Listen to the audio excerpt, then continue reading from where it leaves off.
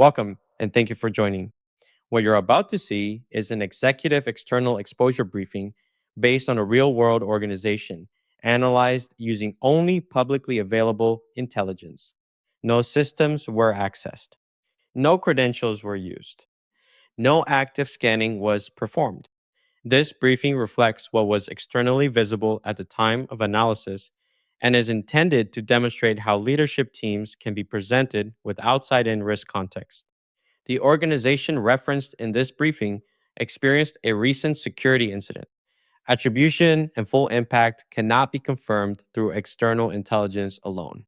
The purpose of this briefing is not to investigate that incident, but to illustrate how externally visible exposure may align with real world risk. With that framing in mind, let's walk through the findings. This executive summary provides a high level view of external risk indicators. In this example, the organization received a trust score of 50 out of 100, placing it in the high risk category. Estimated financial exposure in a breach scenario is $10,930,000.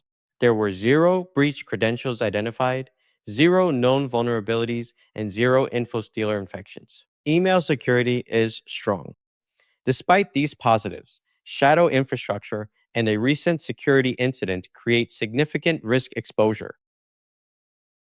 From an attack surface perspective, 9 external subdomains were identified. 2 of these represent shadow infrastructure, while 7 additional subdomains support application, meeting, and virtual care services. Strong controls are present, including hardened email security, no exposed cloud storage, and no credential leaks. The primary concern is development environments exposed to the public internet. 7 days prior to this assessment, third party intelligence sources observed an unauthorized system access incident. The threat actor is unknown. Data potentially exposed includes personal information, employee data, and health information. This indicates the organization was recently targeted, and the external attack surface identified here may have served as a plausible entry point. Healthcare organizations face a particularly aggressive threat landscape.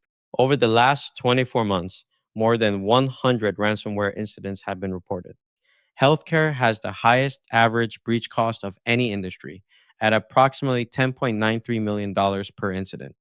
This sector is targeted due to high value data, operational urgency, regulatory pressure, and historically underfunded security programs. The primary data types at risk include protected health information, patient records, insurance claims, employee data, and personal information. Regulatory exposure includes the HIPAA security rule, potential HHS or OCR investigations, state breach notification requirements, and business associate liability. Now that we have identified the attack surface and tech stack, we will go through the results of a simulated attack. Using open source intelligence, 5 high value personnel were identified. These individuals have exposed email patterns, public professional profiles, and likely access to sensitive systems. Roles include the Director of Product Management, Senior Director of Clinical Operations, Vice President of Business Development, Director of Digital Marketing, and Director of Technology.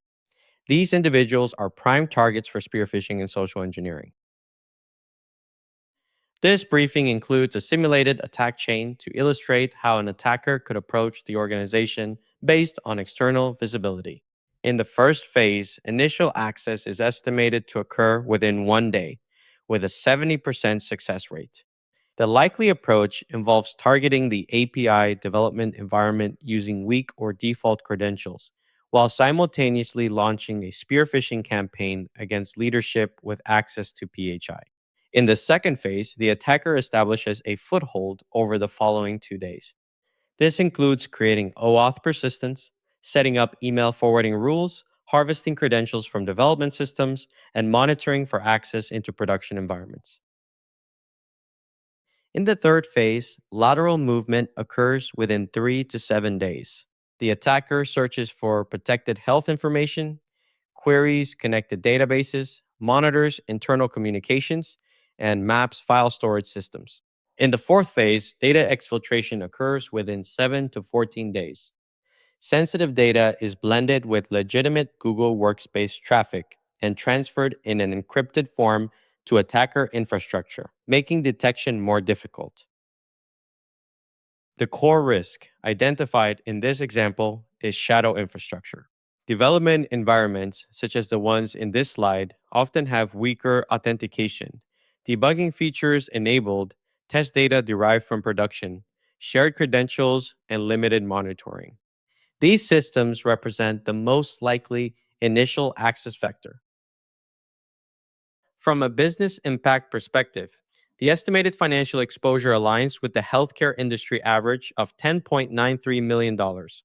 Estimated downtime is 8 days with a downtime cost of $8.7 million. Ransomware recovery costs are estimated at $2.186 million. Cyber insurance impact is also significant. Insurability is elevated risk. Premiums may increase by 25 to 50%. Coverage limitations may include ransomware sublimits, exclusions for known issues, and pre existing condition clauses. Recent incidents may affect renewal outcomes. From a compliance perspective, HIPAA applicability is highly likely with security rule requirements in scope. ISO 27001 applicability is possible, particularly for enterprise partnerships. Based on these findings, 3 priority actions are recommended. These are not affirmations, just recommendations based on this company's exposure and hacker simulation. First, secure shadow infrastructure by auditing development subdomains, implementing production level authentication, or removing them from the public internet. Second, formalize incident response through documented procedures, a lessons learned review, and an established retainer. Third, implement comprehensive logging and monitoring across all external facing systems. Currently, email security and credential exposure are strong. However, shadow infrastructure remains exposed. Incident response is informal, logging visibility is unclear, and development environments are internet accessible. The target state includes secured development systems, a documented incident response program, full logging visibility, and maintains strong email security. The reason this matters now is the convergence of risk. A recent breach exposed development environments, elevated healthcare targeting, regulatory liability, and increased scrutiny from enterprise customers all intersect. This organization has already been tested once recently. Now it has the intelligence to ensure a different outcome. Thank you for reviewing this example cyber risk snapshot, an executive level intel briefing. I welcome the opportunity to continue the conversation and discuss how these insights can support informed security, compliance, and risk decisions. If you're interested in understanding your organization's external exposure, you can explore an intelligence briefing at hostbreach.com.